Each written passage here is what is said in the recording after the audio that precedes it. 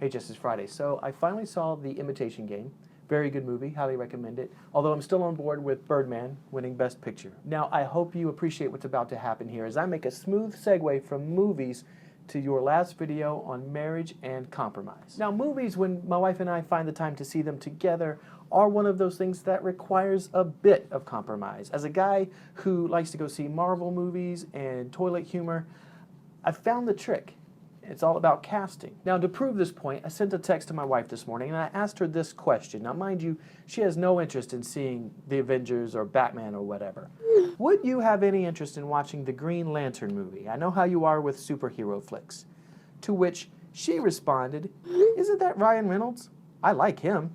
And I replied, I kind of figured that would be the response. Now, even though Ryan Reynolds was wrongfully cast for that movie, at least I can use him to see it. And if that meaty Chris Hemsworth is still cast as Thor, then I'm good for another 2 movies. Compromise is an adjustment of conflicting interests. And to me, it's best summed like this. The man is the head of the house, and the woman is the neck that turns the head wherever she wants it to go. The wife and I are generally pretty good about compromising, as I assume most couples that are in strong marriages like you guys are. I think what we compromise most on are meals, and I think that's mostly born out of indecision. I can't stand indecision, especially on everyday things like where are we going to eat and what are we going to watch on TV. If you can't figure out within like a minute what you're going to watch on TV, then just turn it off and go read a book. I've also learned that it's important to give each other a win from time to time. There have been occasions where I've wanted to buy something and maybe it wasn't easy to justify other than I just wanted it and it was going to bring joy to my life.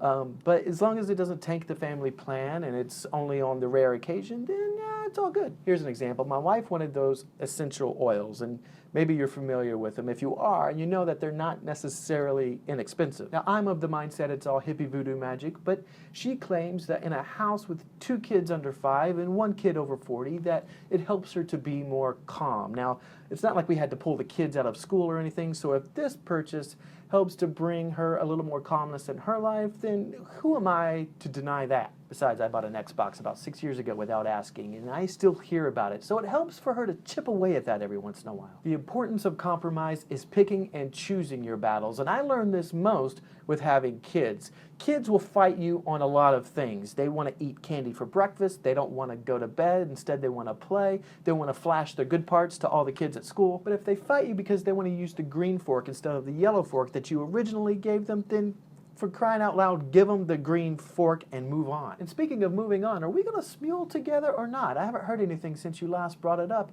and I, for one, am ready to start compromising on what it is that we are going to embarrass ourselves with. Let me know, Jess, and I'll see you on Monday.